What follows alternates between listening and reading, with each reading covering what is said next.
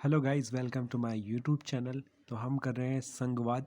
इस चैप्टर में एमसीक्यू करेंगे और टीजीटी एसएसटी के लिए अगर आप तैयारी कर रहे हो तो ये बिल्कुल एकदम सही प्लेटफॉर्म है। तो आइए इसके एमसीक्यू करते हैं फ्रेंड्स। भारत में किस प्रकार की नागरिकता प्रदान की जाती है? तो एकल नागरिकता। जिस तरह के क्वेश्चन है सारे एनसीईआरटी के क्वेश्चन है और डेफिनेटली यहाँ से क्वेश्चन पूछे जा सकते हैं इस तरह के एग्ज़ाम में, डीएसएसबी, टीजीटी, एसएसटी के। इसके अलावा पीजीटी पॉलिटिकल साइंस में भी क्वेश्चन पूछे जा सकते हैं और भी गवर्नमेंट एग्ज़ाम में। तो ये एकल नागरिकता हमारे यहाँ पे सिंगल सिटीजन प्रोवाइड की जाती है, जबकि जो अमेरिका है वहाँ पे डुअल सिटीजन, दोहरी नागरिकता का प्रावधान है। केंद्र राज्य संबंधों की समीक्षा के लिए किस आयोग की नियुक्ति की गई थी? तो इस सरकारी आयोग की गई थी 1983 में। न्यायमूर्ति राजेंद्र सिंह सरकारिया थे, ठीक है, सुप्रीम कोर्ट के रिटायर्ड जज थे। तो उनके अध्यक्षता की गई थी। उन तो आयोग के हेड थे, तो उसका नाम सरकारी आयोग रखा गया कि केंद्र और राज्य के बीच क्या हो, संबंध सही हो और इसके लिए संविधान में कुछ प्रावधान किए जाएं। इसने रिपोर्ट ने बताया था।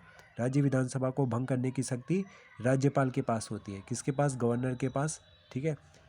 और गवर्नर होते हैं राज्यों में और उपराज्यपाल होते हैं केंद्र शासित प्रदेशों में। अंतर्राज्यीय विवादों को सुलझाने की शक्ति किसके पास है? Supreme court. अगर राज्यों के बीच अलग अलग राज्यों के बीच किसी चीज़ को लेकर विवाद है, सीमा विवाद या जल विवाद, तो सुप्रीम कोर्ट में वो जा सकते हैं। अभिकथन और कारण। भारत के राज्यों का किसी भी समय विलय किया जा सकता है, ये कथन है। और संसद के पास भारत के राज्यों का विलय करने की शक्ति है। तो ए और आर दोनों ही सही है और आर एक ही सही व्याख्या करता है, ठीक है। भारत में सरकार के 3 स्तर हैं। भारत में संघीय व्यवस्था संयुक्त राज्य अमेरिका से अपनाई की गई है। तो इसका सही है, ए और आर दोनों सही है, लेकिन आर एक ही सही व्याख्या नहीं है, ठीक है। अगला क्वेश्चन है, भारतीय संविधान में संघवाद के लिए शब्द का प्रयोग किया गया है।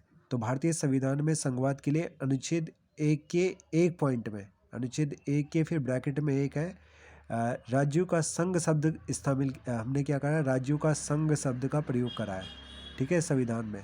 और प्रारूप समिति ने संघ, यूनियन शब्द का प्रयोग करा था इसके लिए, संघवाद के लिए, ठीक है। तो ये ध्यान रखना हमें। आर्टिकल 1(1) में राज्यों का संघ कहा है हमने भारत को। संघवाद का अर्थ है सरकार के एक से अधिक स्तरों के अस्तित्व से, जिसमें केंद्र सरकार, राज्य सरकार एंड स्थानीय सरकार आती है। केंद्र व राज्यों के मध्य उठे विवादों का समाधान सुप्रीम कोर्ट द्वारा किया जाता है। अनुच्छेद 131 में बताया गया है ये, ठीक है। आर्टिकल 131 में लिखा गया है कि केंद्र और राज्यों के बीच अगर कोई विवाद है तो उसमें सुप्रीम कोर्ट क्या करेगी? फैसला करेगी।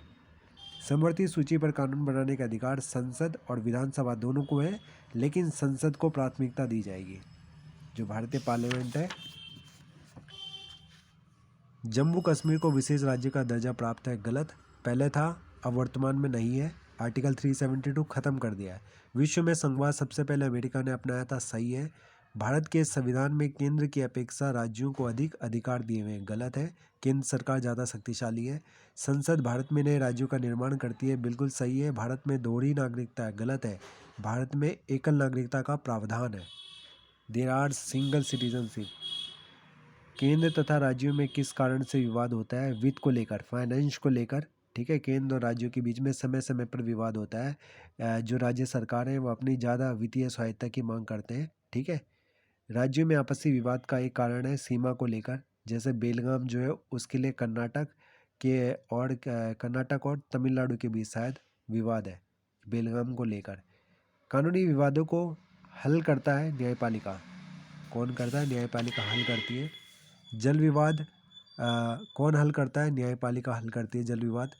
कावेरी जल विवाद को लेकर कर्नाटक और तमिलनाडु के बीच में क्या है?